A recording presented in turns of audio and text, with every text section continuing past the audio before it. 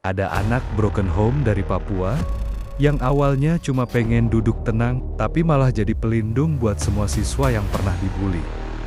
Gimana bisa? Sebelum lanjut ke ceritanya, silahkan subscribe. Terima kasih. Namanya Rio. Usianya baru 16 tahun.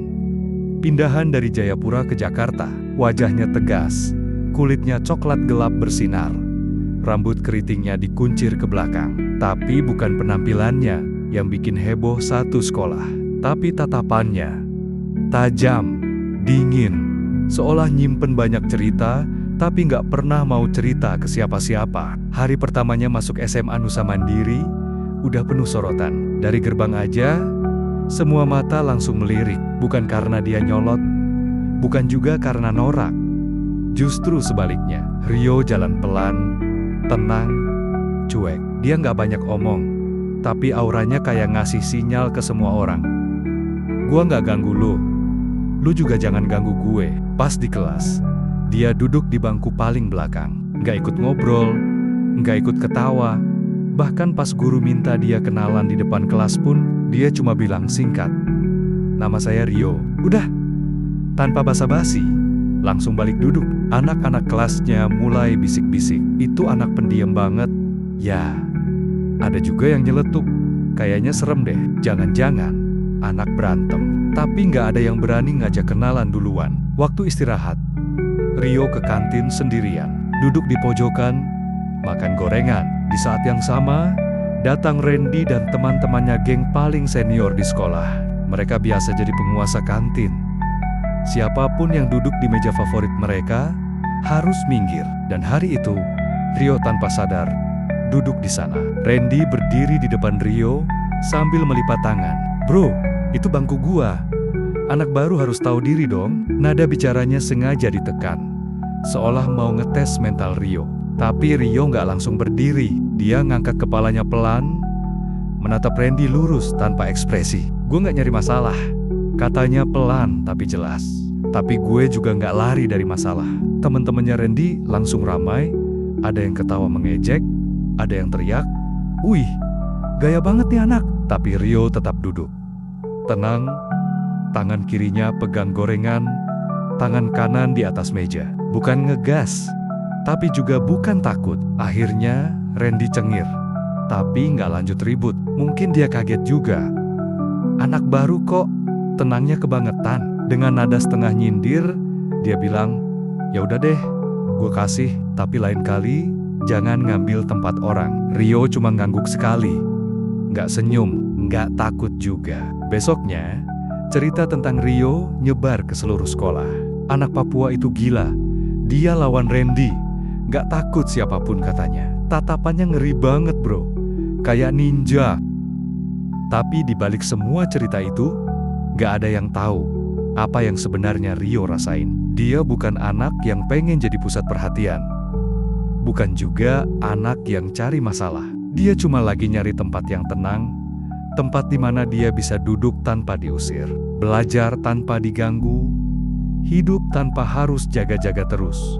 Sejak orang tuanya pisah 2 bulan lalu, Rio pindah ke Jakarta buat tinggal sama tantenya, Tante Nina, adik ibunya, kerja di rumah sakit dan pulang selalu larut. Rio sering sendirian di rumah, makannya sendiri, belajarnya sendiri, bahkan tidur pun sering sambil dengerin lagu, biar nggak ngerasa sepi. Di Jayapura, dia punya banyak teman, tapi sejak perpisahan orang tuanya, semua berubah. Dia jadi pendiam, lebih banyak mikir, lebih gampang marah kalau diganggu. Tapi semua itu bukan karena dia jahat.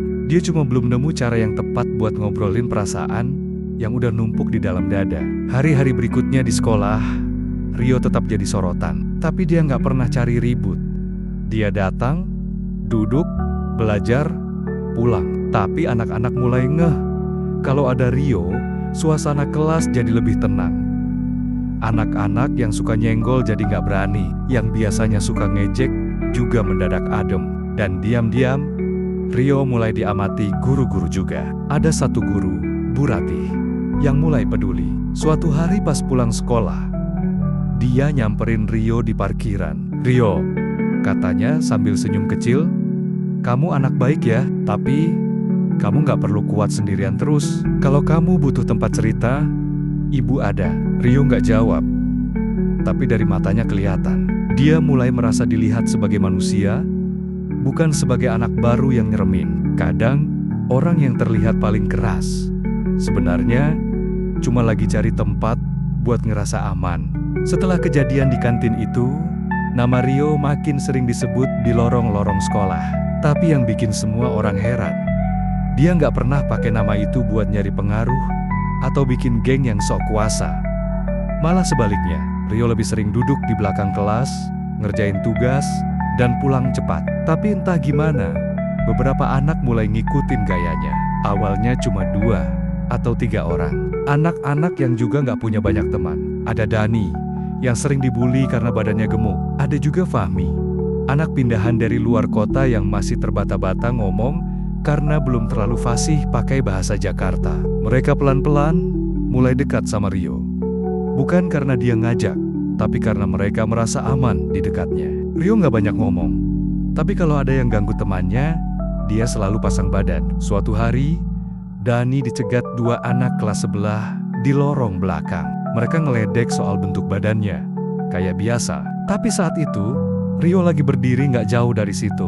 Dia datang pelan, narik Dani ke belakang dan bilang, kalau nggak ada yang baik buat diomongin, mending diam. Suaranya tenang, tapi tegas. Anak-anak itu langsung minggir, bukan karena takut, tapi karena merasa malu. Sejak saat itu, Dani mulai berani masuk kantin sendirian. Dan yang menarik, beberapa murid yang biasanya diam-diam suka mengejek, mulai berubah sikap. Gak lama, Rio mulai punya lingkaran pertemanan kecil. Tapi mereka bukan geng yang ribut. Mereka lebih kayak penjaga bayangan. Nggak banyak gaya, tapi kalau ada yang dijahatin, mereka datang. Dan cara mereka membantu bukan dengan kekerasan. Mereka ngobrol, menegur, dan ngajak pelaku buat mikir ulang. Kadang, cukup dengan 1 kalimat dari Rio.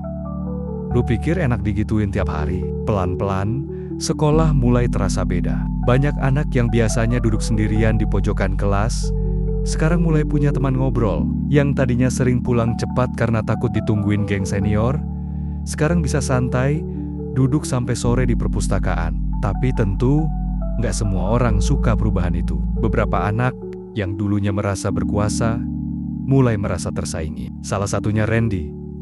Dia udah mulai ngerasa posisi ketua nggak resmi di sekolahnya goyah. Tapi yang bikin dia bingung, Rio nggak pernah ngajak ribut, nggak pernah adu geng, bahkan nggak pernah nyentuh dia lagi. Setelah insiden di kantin, Randy akhirnya nyari cara lain buat nunjukin siapa yang lebih punya tempat di sekolah. Suatu hari, dia ngajak Rio ngobrol 4 mata di belakang gedung olahraga. Tapi bukan ngajak ribut, justru ngajak bicara. Lu kenapa sih suka pasang badan buat anak-anak yang gak penting itu? Tanya Randy sambil duduk di tangga. Rio waktu itu lagi pegang botol air, habis latihan basket. Dia duduk juga, tenang. Karena dulu gue juga pernah jadi yang dianggap gak penting. Dan rasanya gak enak. Randy diem. Dia gak nyangka jawaban Rio sejujur itu.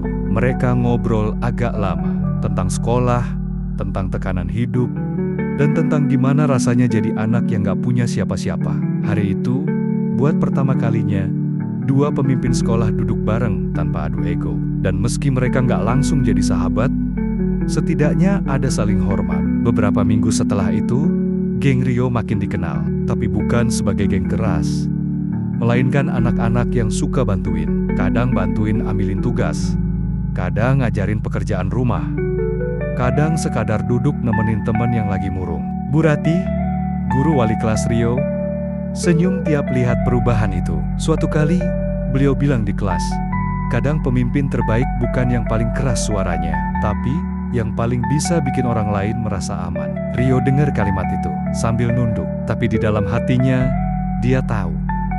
Mungkin ini awal dari hidup yang baru. Hidup yang gak harus pakai marah buat dihargai. Hidup yang bisa tetap kuat, tapi dengan cara yang baik. Malam itu, hujan turun pelan. Langit Jakarta gelap, tapi lampu-lampu kota masih kelap-kelip seperti biasa. Di dalam rumah kecil yang ia tinggali bersama Tante Nina, Rio duduk di ujung tempat tidur sambil memandangi layar ponsel. Wajah ibunya muncul di video call. Pucat dan tersenyum lemah dari ranjang rumah sakit di Jayapura. "Ibu baik-baik aja, Nak?" katanya sambil menutup selimut sampai ke dagu. Rio diam. Tangannya menggenggam erat bantal. "Kenapa baru bilang sekarang, Bu?" Ibunya tertawa kecil. "Karena kamu lagi mulai hidup baru di sana. Ibu nggak mau kamu khawatir." Rio menunduk. Suaranya pelan, tapi patah. Rio juga cuma pengen ada yang nanya kabar. "Bu, meski cuma lewat pesan, video call itu nggak lama. Hanya 2 menit. Tapi 2 menit itu cukup bikin dada Rio sesak sepanjang malam. Waktu dia baring dan nutup mata, ada banyak suara berisik di kepalanya. Tentang ayahnya yang udah lama nggak pernah menelepon. Tentang teman-teman lama yang perlahan menjauh sejak perceraian itu terjadi. Dan tentang dirinya sendiri yang kelihatan kuat di luar, tapi sebenarnya cuma anak biasa yang kangen rumah. Keesokan harinya di sekolah, Rio datang lebih pagi dari biasanya. Dia duduk di taman belakang sekolah, tempat yang jarang dilewatin orang. Matanya sembab, tapi dia tetap berusaha tersenyum waktu Dani nyamperin dan ngajak ngobrol soal tugas fisika. "Loh, nggak apa-apa?"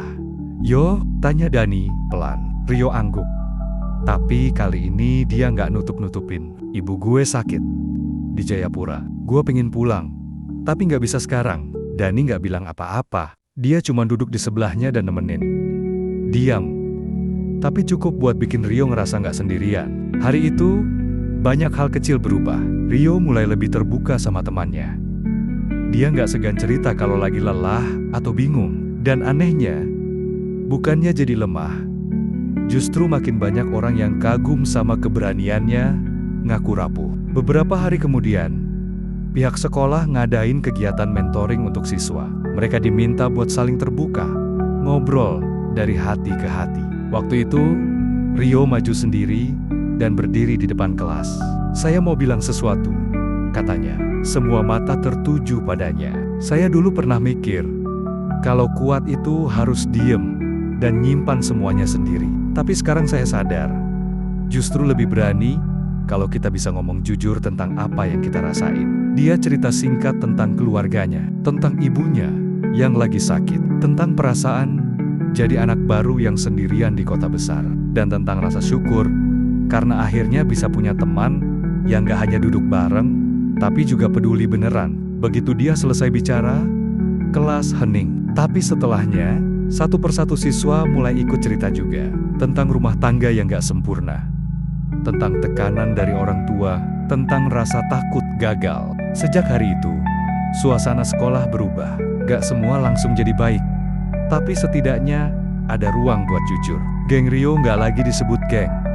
Mereka lebih dikenal sebagai kelompok siswa yang paling aktif bantuin kegiatan sekolah. Ada yang jadi ketua OSIS, ada yang gabung tim kebersihan, ada yang jadi mentor buat adik kelas. Bu Ratih, wali kelas Rio, sempat bilang waktu upacara, kadang perubahan besar datang dari orang yang paling terluka, karena mereka tahu rasanya sakit, dan mereka nggak mau orang lain ngerasain hal yang sama. Rio dengar itu sambil berdiri di barisan belakang, dengan dada pelan-pelan terasa ringan. Dia tahu, jalannya belum selesai, tapi setidaknya sekarang, dia jalan bukan sendirian. Dulu, dia dikenal karena tatapan tajam dan sikap dinginnya, tapi sekarang, orang-orang mengenalnya karena hatinya yang besar dan keberaniannya buat berubah. Pesan moral. Kadang, anak yang terlihat paling sulit dijangkau justru menyimpan luka terdalam. Tapi luka itu bukan akhir, justru bisa jadi pintu buat jadi lebih baik. Rio menunjukkan bahwa latar belakang, masa lalu, atau kondisi keluarga bukanlah penentu akhir dari siapa kita akan jadi. Yang menentukan adalah pilihan untuk terus melangkah meskipun perlahan dan meskipun sakit.